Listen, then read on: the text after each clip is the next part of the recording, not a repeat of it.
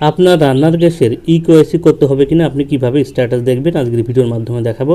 কারণ প্রত্যেকেরই কিন্তু ইকোএসির মেসেজ যায়নি এবং ইকোএসি কিন্তু প্রত্যেকেই করা লাগবে না। যাদের ইকোএসি করা আছে তাদের কিন্তু ইকোএসি বর্তমান করতে হবে না, শুধুমাত্র যাদের ইকোএসি করা নেই তাদের কিন্তু ইকোএসি করতে হবে।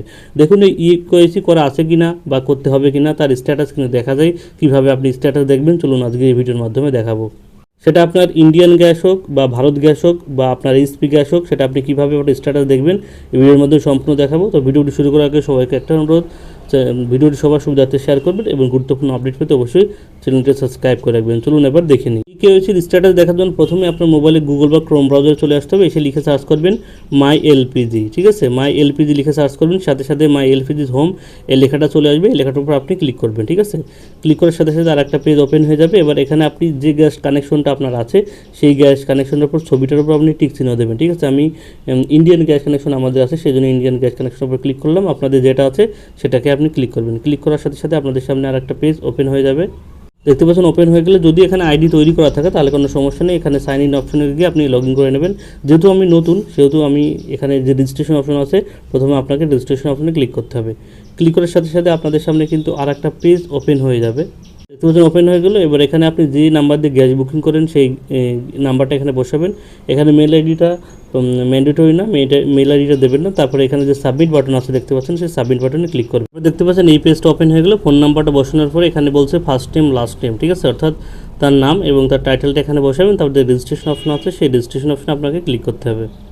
রেজিস্ট্রেশন অপশনে ক্লিক করার পরে ফার্স্ট নেম লাস্ট নেম দেওয়ার পরে আপনার ফোনে কিন্তু একটা ওটিপি যাবে। সেই ওটিপিটা কিন্তু আপনাকে বসাতে হবে।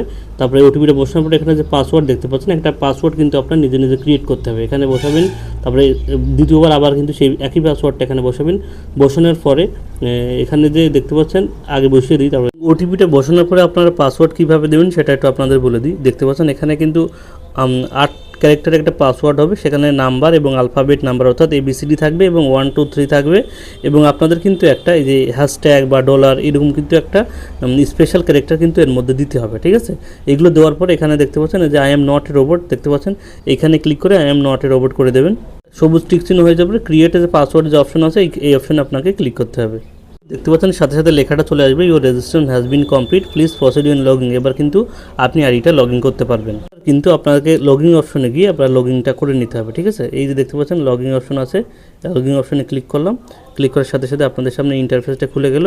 এখানে আপনার যে ফোন নাম্বারটা দিলেন সেই ফোন নাম্বারটা এখানে বসাবেন। তারপরে যে কন্টিনিউ অপশন আছে সেই কন্টিনিউ অপশনে ক্লিক করবেন। যদি আপনি কোনো কারণবশত আগে লগ ইন করে থাকেন, যদি ভুলে যান পাসওয়ার্ড, সেক্ষেত্রে ফরগেট পাসওয়ার্ড করে কিন্তু আপনি নিউ পাসওয়ার্ড তৈরি করেও নিতে পারবেন। তারপরে এখান থেকে কিন্তু আপনার পাসওয়ার্ডটা দিতে হবে, ঠিক আছে। ইন্টারভিউয়ার বলছে পাসওয়ার্ড, আমি যে পাসওয়ার্ডটা দিলাম সেখানে পাসওয়ার্ডটা এখানে বসিয়ে দেবো। পাসওয়ার্ডটা দেওয়ার পর এখানে যে আই এম নট রোবট আছে এই অপশন আপনি ক্লিক করবেন। ক্লিক করার সাথে সাথে সবুজ অপশন চলে আসবে। তারপরে যে সাবমিট বাটন আছে সেই সাবমিট বাটনে আপনাকে ক্লিক করতে হবে। স্ক্রিনের উপর দেখতে পাচ্ছেন এই কোনার দিকে দেখতে পাবেন যে যার নামে গ্যাস কানেকশন আছে তার নামটা কিন্তু এখানে শো করবে। এবার স্ক্রল ডাউন করে নিচের দিকে আসবে। নিচের দিকে আসার পর দেখতে পাচ্ছেন তার কিন্তু পুরো ডিটেলস, ঠিক আছে, তার কিন্তু পুরো ডিটেলস দেখতে পাচ্ছেন এখানে শো করছে।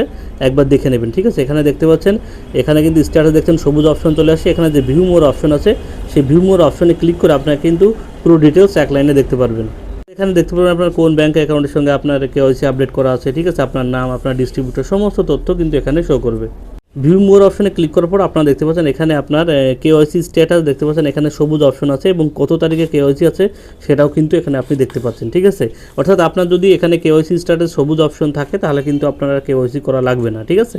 অর্থাৎ এইভাবে খুব সহজেই আপনি দেখে নিতে পারবেন যে আপনার কেওয়াইসি করতে হবে কি হবে না। ভিডিওটি যদি আপনার একটু হলেও উপকার আসে অবশ্যই একটা লাইক করবেন, সবার সুবিধার্থে শেয়ার করবেন। গুরুত্বপূর্ণ আপডেট পেতে অবশ্যই পেজটিকে ফলো করে রাখবেন। সবাইকে ধন্যবাদ।